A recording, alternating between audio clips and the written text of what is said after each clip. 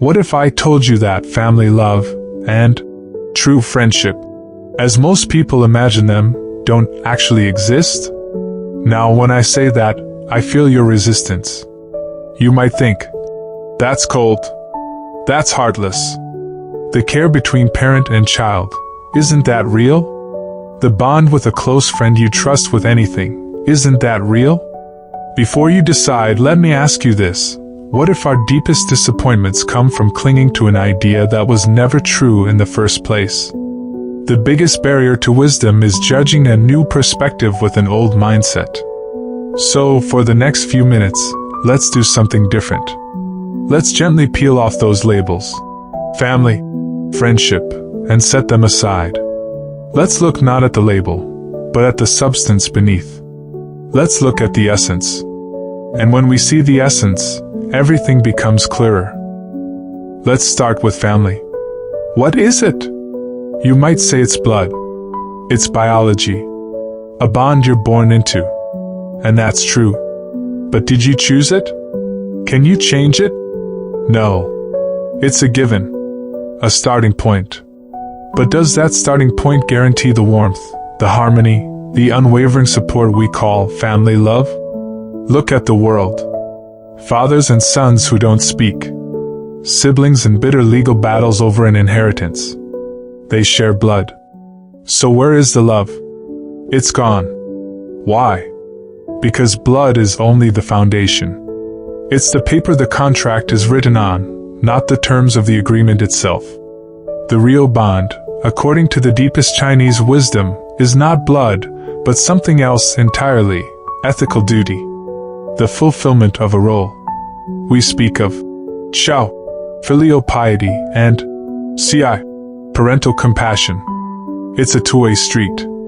The parent provides care and guidance. The child provides respect and support. It is a reciprocal exchange of responsibility. When these duties are lived, a powerful feeling grows, deeper than mere emotion. We call it gratitude. A debt of kindness.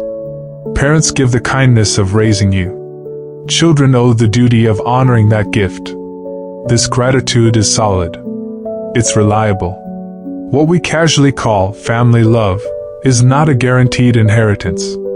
It is an ethical relationship, earned and maintained day by day. Do your part well, and the bond feels strong. Neglect your duty, and the bond withers. Blood alone cannot save it. Let me go even deeper.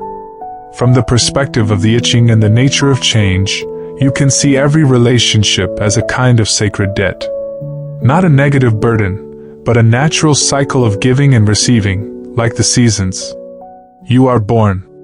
Your parents raise you. In a way, they are repaying the debt of life by fulfilling their role. You, in turn, care for them later. You are repaying the debt of gratitude. This cycle is endless, because life itself is an unrepayable gift. This explains why someone might say, "My neighbor treated me more like family than my own uncle did." Why? Because that neighbor, through action, built a bond of mutual respect and kindness. Your relative, hiding behind the empty title of family, may have offered nothing but a name. So what do we truly value? Not the label of blood, but the tangible, daily practice of duty and respect. You can call the resulting feeling love. But understand this, it is not a static possession. It is a dynamic current. You add to it with kindness, and it flows stronger. You take from it with neglect or hurt, and it dries up. So when I say there's no such thing as family love, I mean there is no magical, unconditional force that exists simply because you share a name or genetics. What you have is something you build through action, through being a good parent, a respectful child. The moment you stop building, the structure weakens. That is the nature of reality. Now, let's consider friendship. If family bonds are fragile, friendship is even more so. Why? Because family at least begins with a structure. Friendship begins with almost nothing. Its foundation is often circumstance. What in Chinese we might call 缘分 a predestined meeting. You're in the same class, the same office, the same neighborhood. Life's currents bring you together. That's the meeting. But what turns an acquaintance into a friend? In most cases, it is a mutual benefit. And I mean benefit, in the broadest sense. Enjoying a conversation is a benefit, an exchange of ideas and joy. Helping each other through a problem is a benefit, practical support. Sharing a business venture is a benefit, shared success. So friendship is often a beautiful, natural reciprocity. When this exchange is positive, the bond feels wonderful. You feel understood, supported. But watch what happens when the conditions change. You move to different cities. Your lives drift apart. The shared context, the mutual benefit fades. And so, very naturally, does the closeness. Or you go into business together. When profits are high, you're partners in triumph. When losses come, you may become adversaries. Why? Because the shared benefit has turned from positive to negative. The bond was conditional on that shared state. Confucius observed this with perfect clarity. He said, "The friendship of the noble-minded is pure like water. The friendship of the small-minded is sweet like rich wine. The small-minded bond over constant feasting and favor trading, intense, sweet, intoxicating. But like sweet wine, the pleasure is fleeting and can lead to a painful aftermath. The friendship of the noble-minded is clear and calm like water. It doesn't intrude. It isn't demanding.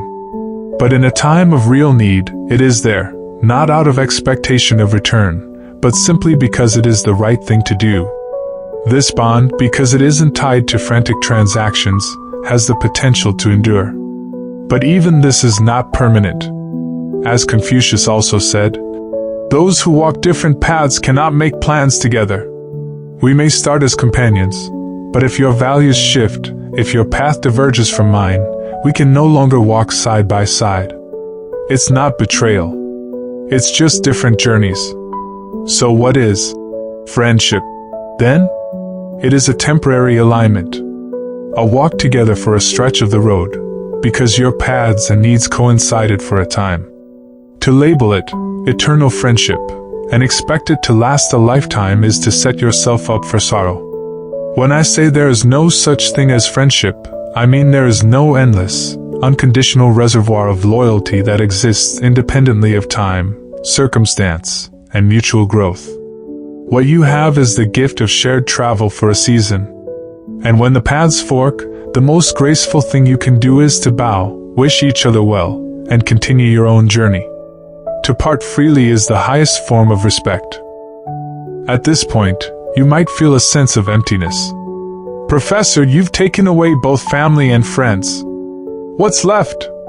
Just a cold, hard calculation? This is the crucial turn. This is where we move from deconstruction to reconstruction. I am not stripping away meaning to leave you with nothing.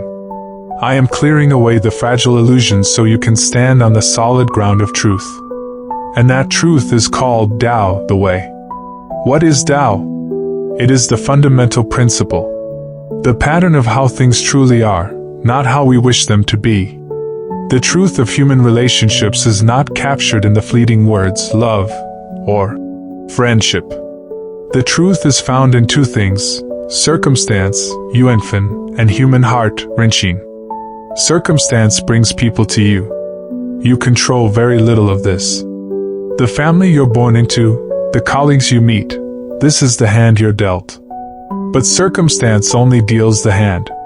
How you play it depends entirely on the second force, the human heart.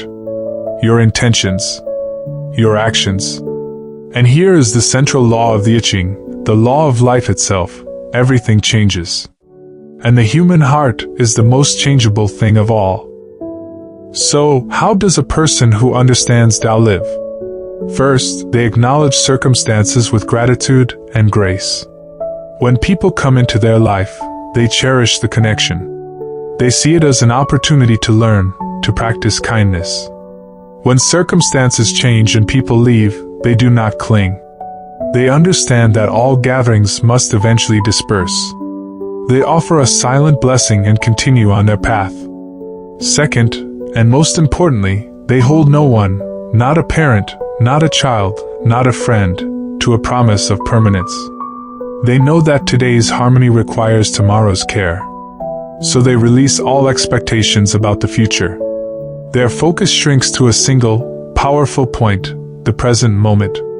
What is my duty right now? As a son, should I act with respect right now? Then I do it. Not to earn a reward or a title, but because it is the right action for this moment. That is my Tao. As a friend, if you need help now, and it is within my power and principle to give it, should I? Then I do it.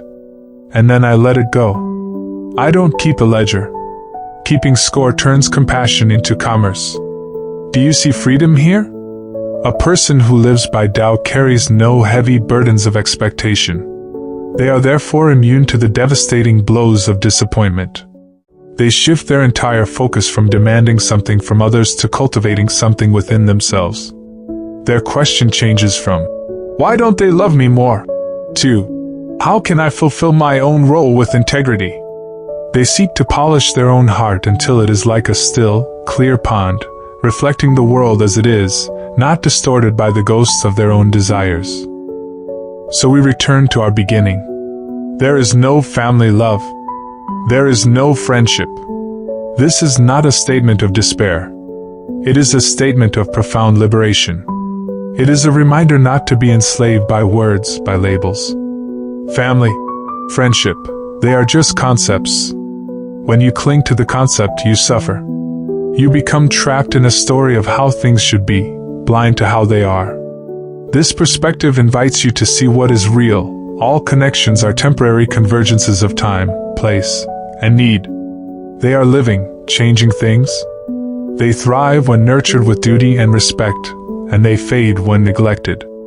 Tend them well, and you will know deep harmony. You can call that feeling anything you like. Tend them poorly, and no label in the world will hold them together. Therefore, your greatest task is not to search the world for the perfect, unchanging bond. Your task is to turn inward. Find your Tao, your path, and then walk it with integrity.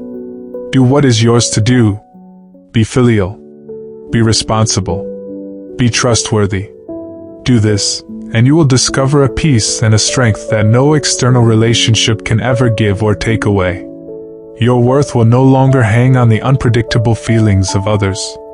It will be rooted in the steadfast commitment to your own principles. And when you reach that point, you will find that the old questions, "Is this real love? Is this true friendship?" simply cease to matter. Because you will have become a source of light yourself. Wherever you go, you will carry an unshakable warmth. In every action, you will embody true connection. And that is the ultimate freedom.